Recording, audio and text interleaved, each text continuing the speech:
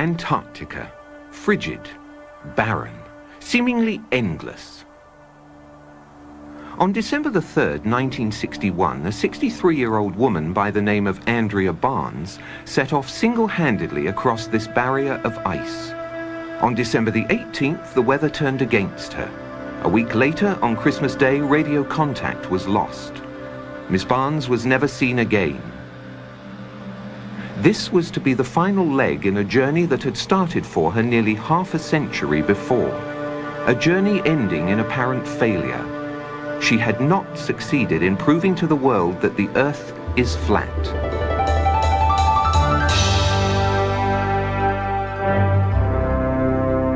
It has a flat top, and it's shaped like a top.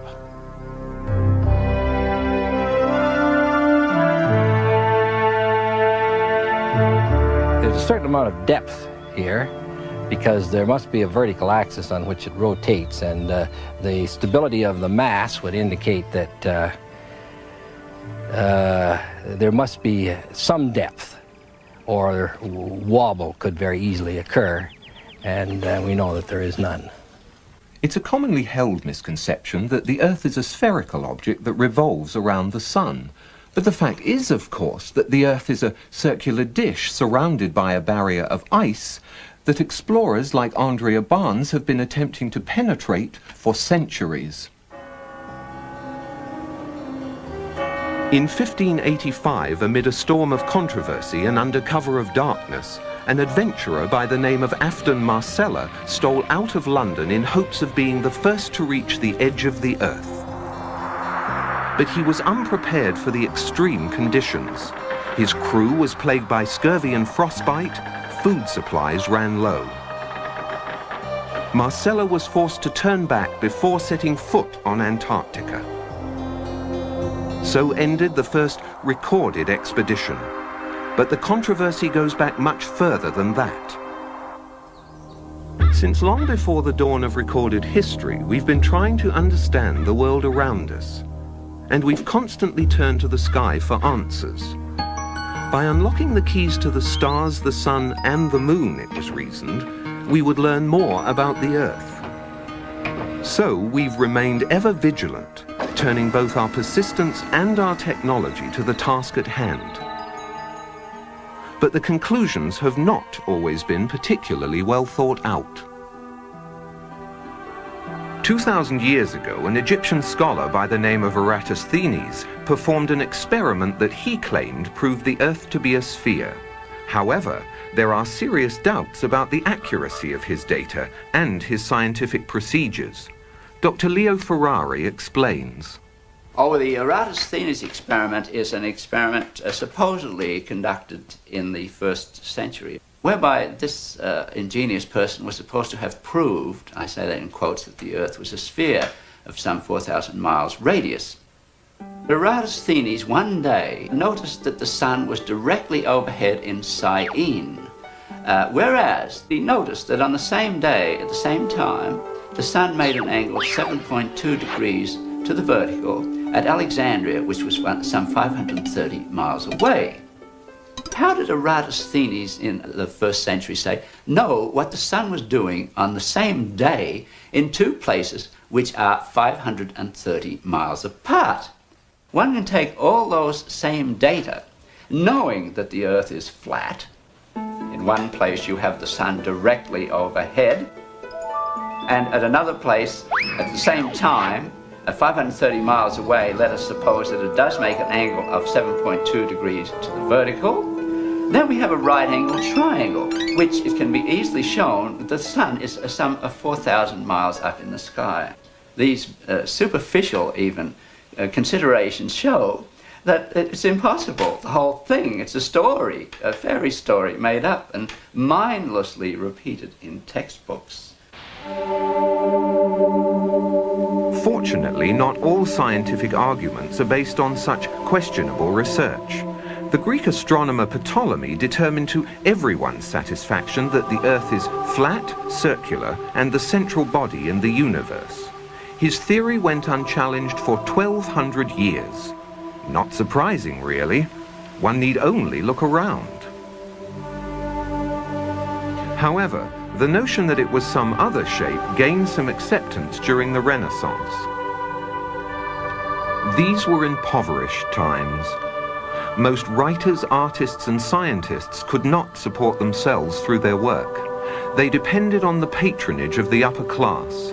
Consequently, creative and original thinking men let their imaginations run rampant in order to attract support. The fact that Leonardo da Vinci designed a flying machine late in the 15th century confirms that the sky was the limit to which scientists would go to impress potential backers.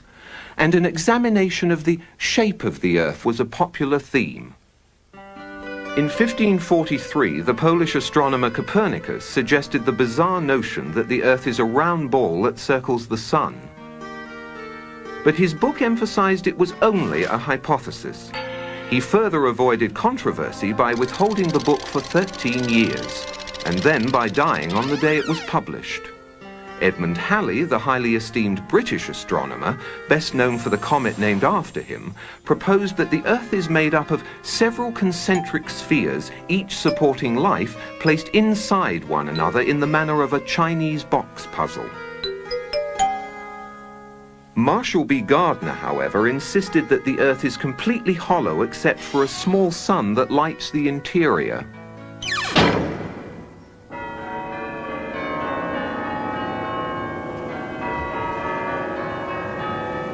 The argument, for all practical purposes, came to an end when the Church of England was established by law during the 16th century. They rejected many laws of the ancient Catholic Church, and to appear forward-thinking, they embraced many radical scientific notions prevalent at the time, including Copernicus' round Earth theory. With this endorsement, the theory found its way into the schools, which were then largely controlled by the Church. It has remained there to this day, and many children have accepted it without question. Andrea Barnes was not one of those children. Born into an Ontario farming family in 1898, Andrea was a bright child who spent much of her time learning about the world around her. She was inquisitive and precocious, and much to her teacher's dismay, she fervently believed the global Earth concept was nonsensical and easily refuted. Many scientists agree with her and are amassing evidence to carry on her work. There's all kinds of proofs right around you that show that the Earth is flat. A very simple one to think of is that we use plumb bobs to build buildings. In other words, to get the wall of a building going straight down, you'll take a string with a heavy weight hanging from it, and you'll make the building follow that string.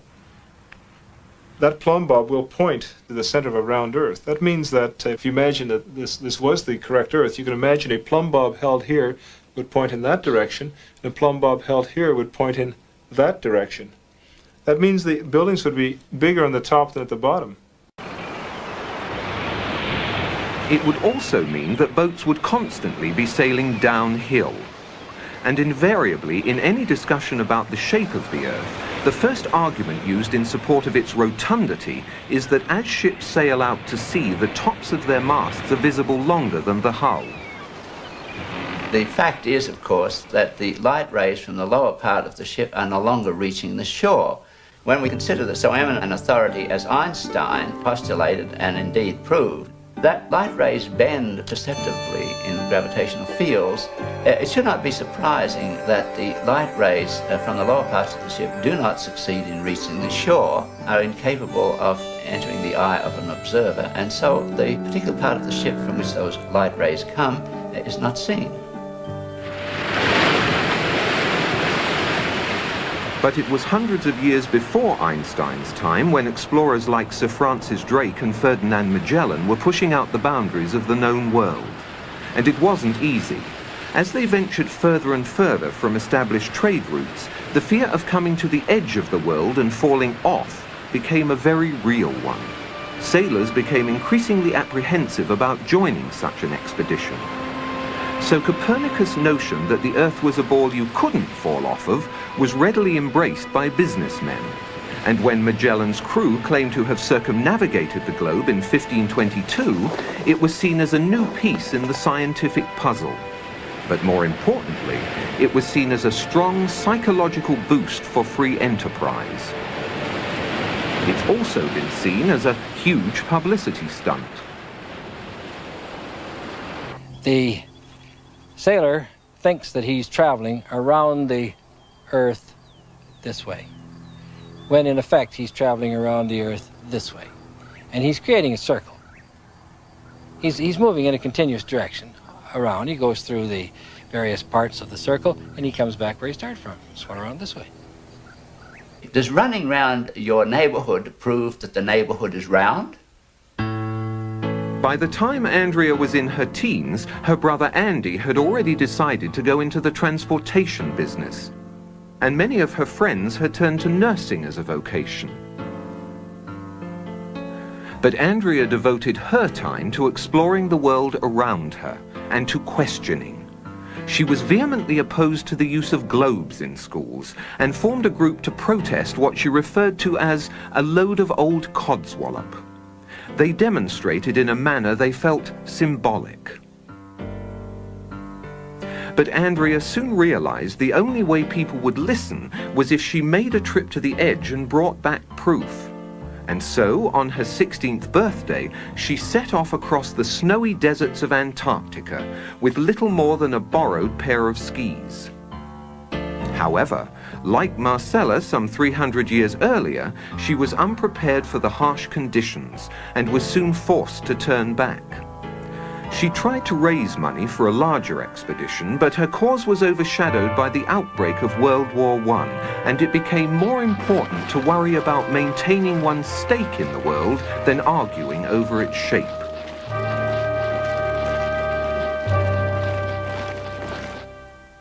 Although they never met, Andrea's mentor was this man, Samuel Burley Rowbottom, better known throughout the scientific community as Parallax.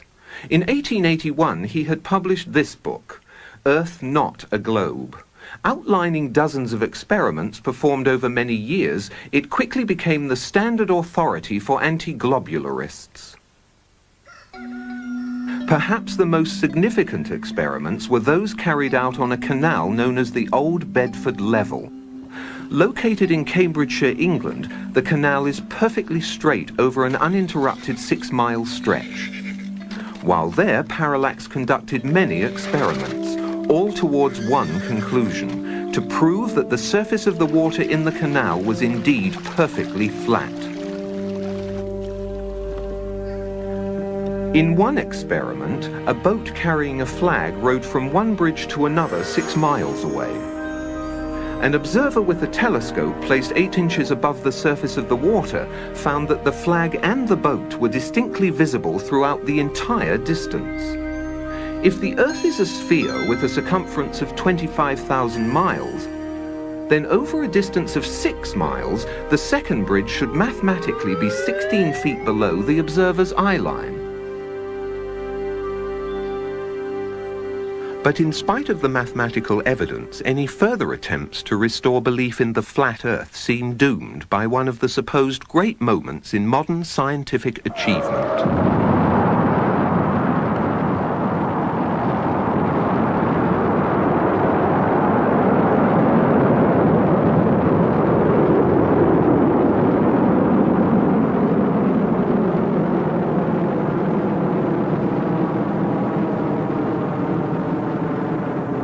At last, after thousands of years of uncertainty, man was able to get far enough away from the Earth to have a good look at it in all its resplendent beauty. It did appear curved, and photographs were brought back for all to see. However, according to experts, these photographs are much less conclusive than one might think. Einstein told us that light actually is attracted by gravity. In other words, the path of light is not straight in a strong gravitational field. So, astronauts looking at the Earth see a curved Earth, but what they don't realize is that it's not the Earth that's curved, it's the light taking a curved path from the Earth because of the strong gravitational field of the Earth that makes the Earth look curved. So you're saying that those photographs from space that the Apollo mission brought back don't represent the Earth as it really is? Of course they represent the Earth as it really is, as seen by curved light. And so those photographs from space are entirely correct. And It's just that what has to be taken into account when we take data from those photographs is that light traveling through space is curved by gravity. And so it'll make straight things appear curved. And you know, it'll also make curved things appear straight. So you have to be very careful when you use light to measure things in a very high gravitational field. They're going up, and the astronaut thinks he's leveling off this way, going around, when in effect he's leveling off this way, and he goes around in a circle, this, like so. The farther out he goes, the less he sees of the Earth. He makes a bigger circle, he can make as big a circle as he likes, and which is in effect exactly the same as if he was going around the world this way, and going out farther, he makes a larger orbit.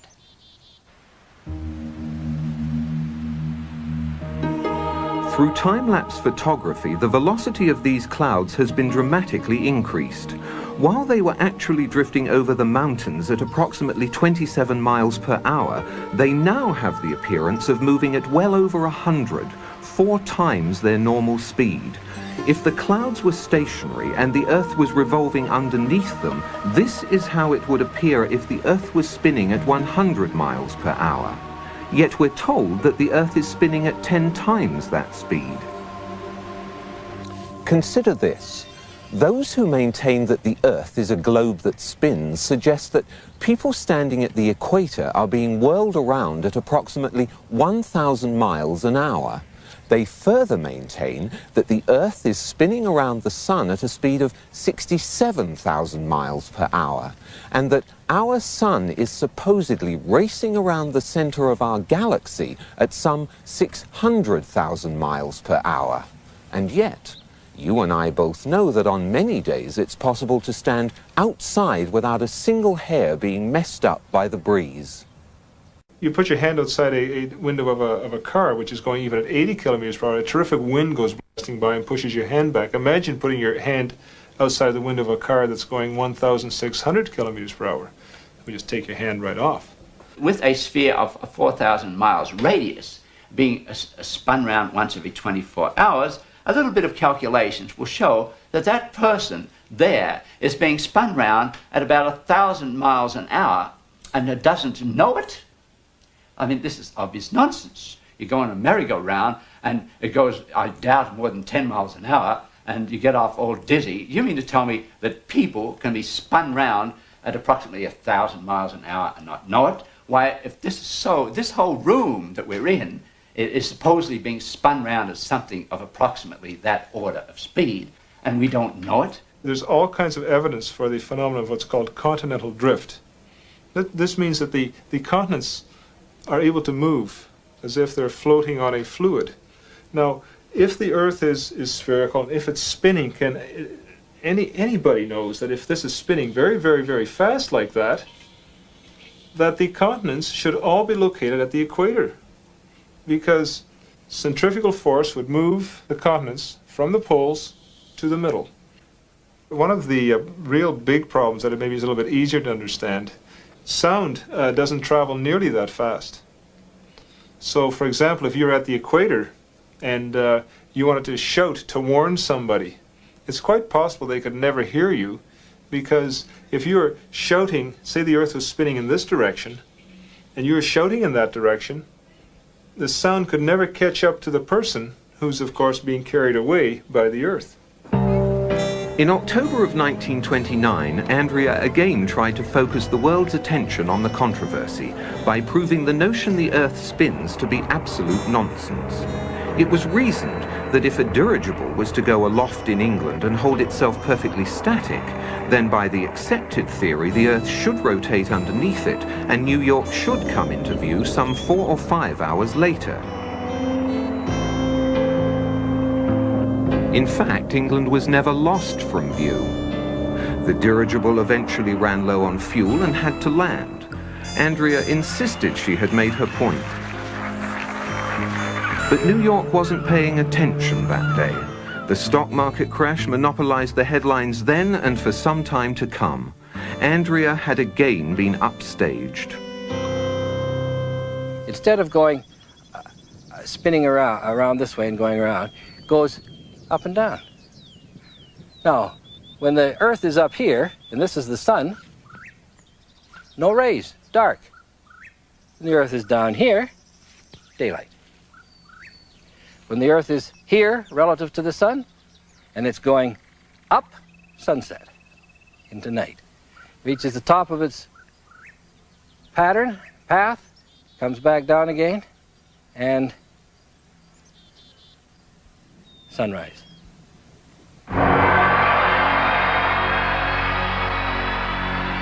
Now, an interesting thing happens at the ends of the Earth. You see, when you go from on a car trip from point A to point B, you're moving through what's called space, and it takes time to get through space. But if there is space, there must also be non-space. It's kind of like saying, if there is wet, there must be dry. You can't have one without the other. It's obvious. So when you get the end of the pizza model of the Earth, you're actually moving from space into non-space. Now you can move through non-space in no time. See, it takes time to move through space, but it takes no time to move through non-space. So a lot of things are affected by this. So for example, satellites, as they cross the Earth, they will then go into this non-space region. They will instantly then be able to reappear back where they started by taking a non-space route. The moon does this, the sun does this, and stars even do this at a very, very slow rate, moving from space into non-space and then reappearing back where they started from. This is due to a property of reflectivity and complementarity that is a well-known phenomenon.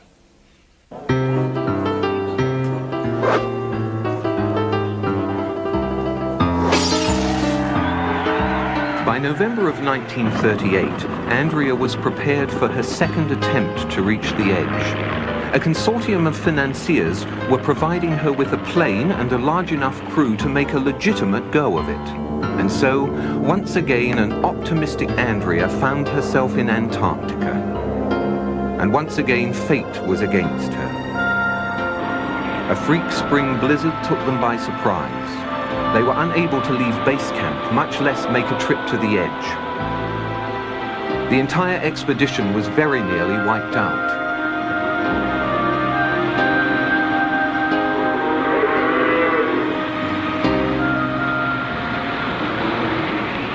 That was the last attempt Andrea made until 23 years later, when she set off alone by snowmobile in 1961. Until recently, that was the end of the story.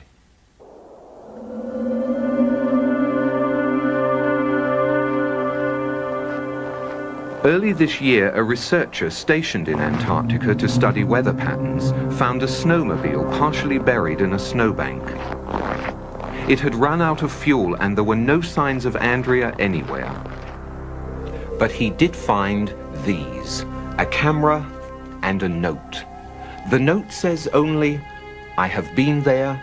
The debate finally comes to an end. Signed, Andrea B." It had survived the frozen elements for nearly 30 years. Unfortunately, the researcher inadvertently opened the camera, exposing the film inside. Any pictures were lost, and Miss Barnes' trip is still very much shrouded in mystery. There was no description of what she had seen or how far away it was. But if we are to believe the note, then Andrea Barnes was very likely the first person in history to visit the edge of the Earth.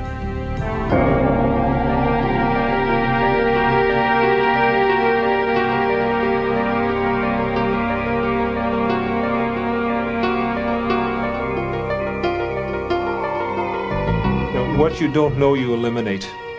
And that's in my opinion, is what the globular Earth theorists have done. They've just eliminated what they didn't know. The more honest approach is the flat Earth approach, where you say, well, we don't know what's at the ends, but the ends are there.